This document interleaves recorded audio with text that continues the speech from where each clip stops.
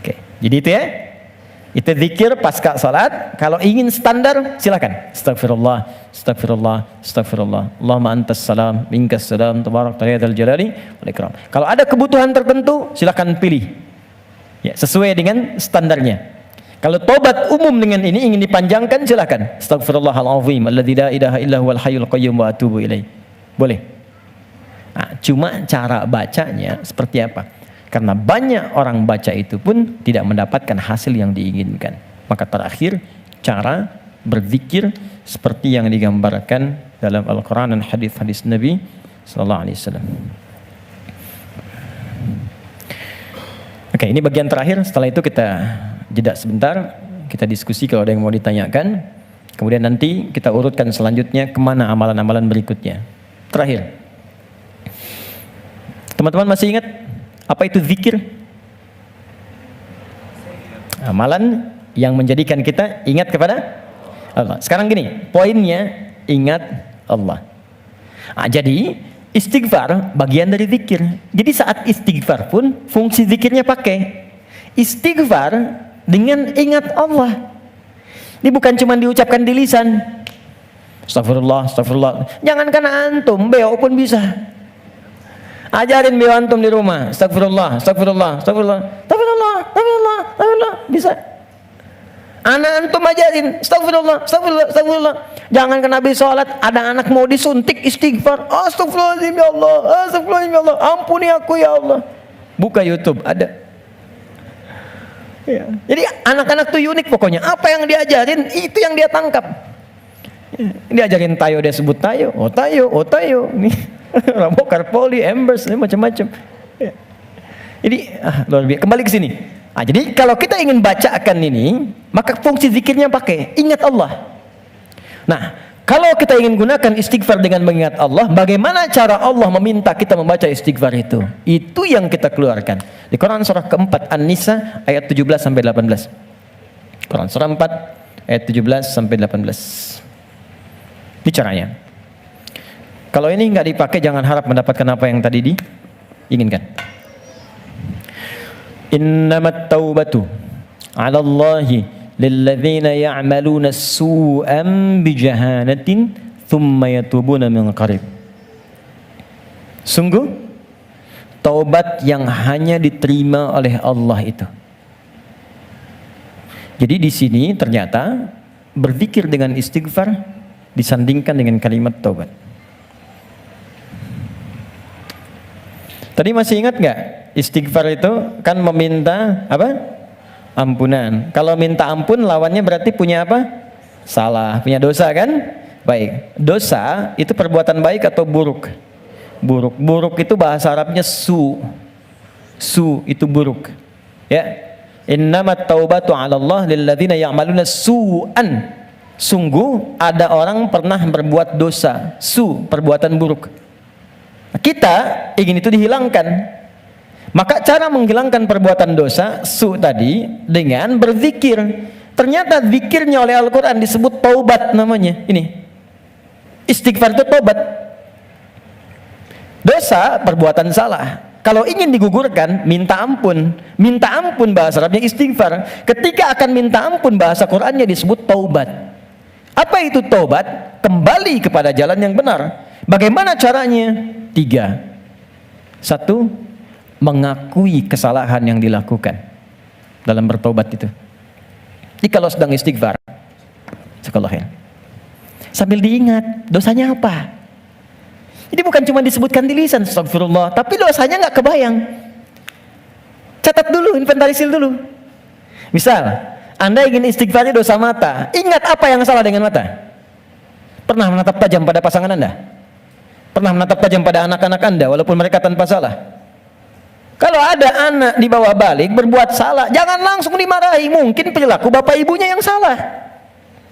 Kalau anak Anda sulit ke masjid, jangan dibentak. Mungkin dia melihat bapaknya yang dulu nggak pernah ke masjid.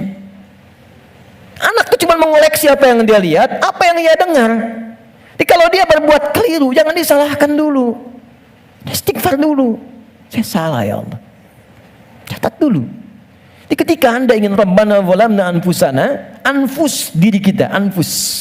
Dari ujung kepala sampai ujung kaki. Apa yang salah di mata? Apa yang salah di lisan? Ingat ibu Anda, ayah Anda.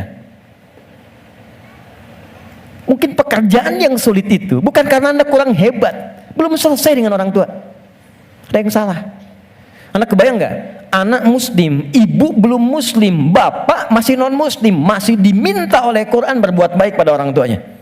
Jikalaupun ada anak masuk Islam, bapak ibunya belum, itu masih diminta oleh Allah dalam urusan dunia, sayangi mereka. Dapat pekerjaan, dapat gaji, bagi mereka. Kirim makanan, kirim hadiah. Sakit, beri, carikan rumah sakit terbaik. Berikan pelayanan yang paling bagus, even mereka non muslim. Dan minta dalam keheningan malam supaya diberi hidayah. Minta. Sekarang yang non muslim saja diminta kita berbuat baik, apalagi yang muslim.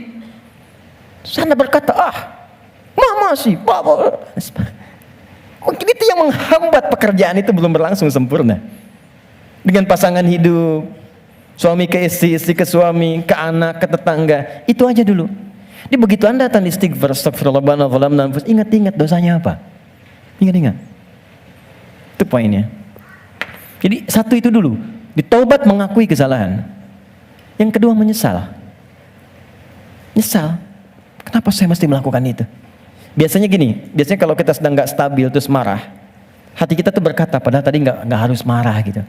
Kenapa saya harus seperti itu? Itu lawamah namanya. Kenapa saya harus bentak anak saya? Kenapa saya harus bentak istri saya? Kenapa harus bersikap begitu pada pasangan saya, pada suami saya? Setelah itu Anda akan merasa salah. Ya Allah, salah saya. Astagfirullah, astagfirullah, astagfirullah. Nah, bacaan istighfar disertai zikir dengan kalimat taubat ini, itu yang akan menggunjam kepada jiwa. Sehingga akan terasa energinya beda, alirannya lain. Dan sentuhan ke arusnya akan berbeda. Dibanding Anda hanya sekedar mengatakan astagfirullah, astagfirullah, Rabbana zalamna, enggak ada getarannya. Tidak. Karena itu, begitu Anda merasakan, mengatakan, mengakuinya, menyesalinya. Kata para ulama, bayangkan kalau Anda masih merasa mengerjakan itu, bayangkan seketika diwafatkan. Sesali itu, terakhir mengganti itu dengan perbuatan yang lebih baik. Ganti dengan yang baik. Akui, sesali, ganti dengan yang baik. Karena itu di Quran itu ketika ada kata taubat selalu diiringi setelahnya umumnya dengan kata aslah. Faman taba wa aslaha. Ya, taba wa aslaha wa aslaha. Orang taubat yang benar itu yang mampu mengganti perbuatan buruknya dengan yang lebih baik. Di setelah istighfar, lisannya nggak kasar lagi. Alih-alih mencela, sekarang jadi kata-kata yang mulia, kata-kata cinta yang keluar. Dengan teman-teman juga begitu, mata jadi baik, telinga jadi baik sampai ke ujung kaki. Itulah tobat yang benar. Jadi kalau esensi istighfar kita mau benar, ini teman-teman gini ya, kalau ini dipraktekkan satu aja, jadi orang baik kita. Satu aja, jadi orang baik. Lalu apa yang kurang baik dalam Islam? Enggak ada, Pak. Makanya jangan sembarangan menyebut Islam. Ini sekarang banyak di luar orang bikin isu tentang Islam, cuman salah. Cara berpikirnya keliru. Sekarang kan yang disebutkan Islam semua, Islam radikal. Jadi angin membangun persepsi Islamnya memang radikal. Kalau ada yang radikal, bukan Islamnya, Muslimnya yang keliru, orangnya. Dan logika berkata begini, ini hukum logika di ilmu mantik, ilmu logika. Ini ada A misalnya, satu ajaran. Diajarkan di 1, 2, 3, 4. Ajaran di 1 jadi baik, 2 baik, 3 baik, 4 tidak baik. Maka jangan langsung disalahkan A-nya. Dilihat mungkin ini yang salah belajarnya. Jadi kalau peci Anda tidak cukup dengan kepala, jangan dipotong kepalanya. Cari ukuran peci yang sesuai.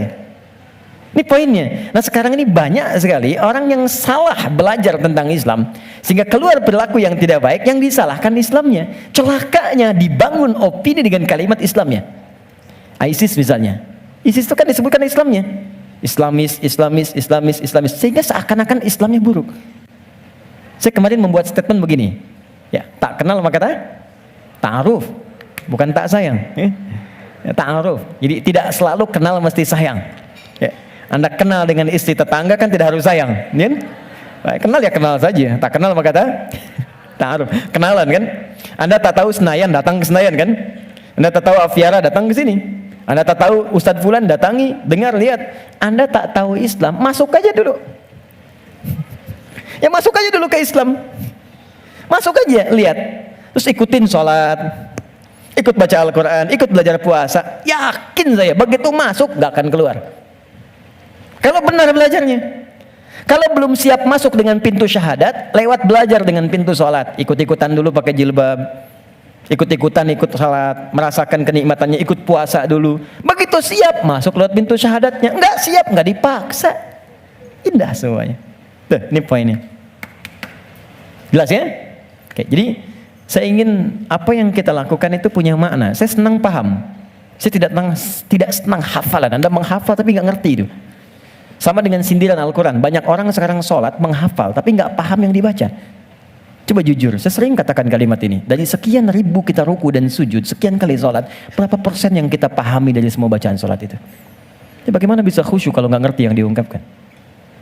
Oke, kita berhenti sampai sini. Jadi zikir yang pertama istighfar, yang kedua dihapus oleh Tengku Wisnu, yang ketiga sampai yang keenam, tapi nanti ada rekaman. Nanti dari setelah itu apa yang kita bacakan? Nanti setelah itu kita urutkan supaya nanti jangan salah persepsi. Oh, kalau ada yang baru salam, assalamualaikum warahmatullahi wabarakatuh, ternyata ngajak salaman, mungkin dia mempraktekkan yang ini. Nah, kalau dia belum tahu, nanti bagaimana caranya? Jangan yang belum tahu dimarahi, belum tahu itu diberitahu. Ya. Assalamualaikum warahmatullahi. Astagfirullahaladzim. Astagfirullah. Ya marah orang. Ya. Nanti kita lihat seperti apa gambarannya.